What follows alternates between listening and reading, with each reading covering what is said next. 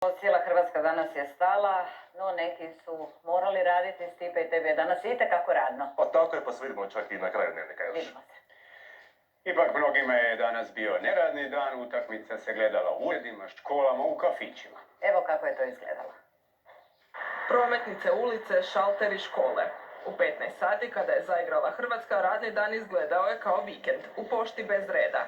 Pa da, usput mi je, pa onda tu živim blizu, pa onda, eto, pa ću pokupiti i idem gledati doma utakmicu. Na šalterima za izdavanje dokumenata na kojima se inače čeka satima, sada su trebale minute. Vas ne zanima utakmica? Zanima nas, sad ćemo mi odmah. Brzo ćemo doći na red i idemo. koristimo priliku. Budem ja to sad još uspio pogledati i tako dalje, ne? Što kažete na to da nema gužve baš? Pa super, svi su doma i gledaju, ne? Prazne i neke školske učionice,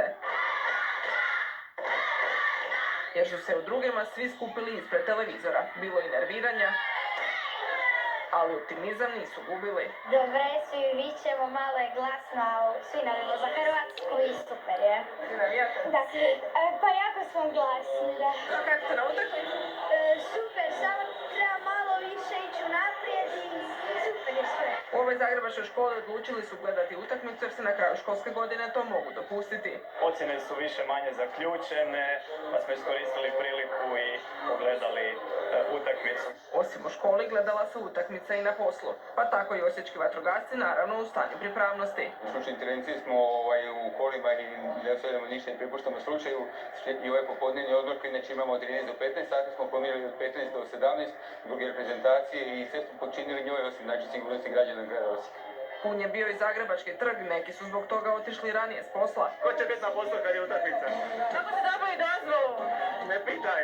A ništa. Sam svoje gazda pa mogu ići. Bile smo učile za maturu i onda smo tak došle. Ne možemo prepustiti utakmicu. Znači ovo je bitnije od mature. Dakle. Nogometna groznica čini se ipak se previše proširila pa je zahvatila čak i bolnice.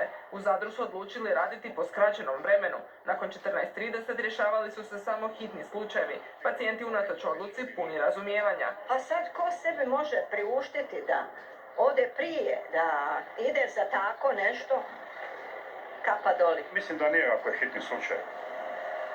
Kao što ja sad imam, onda nije normalno. Vjerujem da će osigurati adekvatnu zdravstvenu skrb svim pacijentima, tako da super da smo svi velika podrška našoj reprezentaciji. Iako bi nogomet trebao biti najvažnija sporedna stvar na svijetu, danas je sporedno bilo sve ostalo.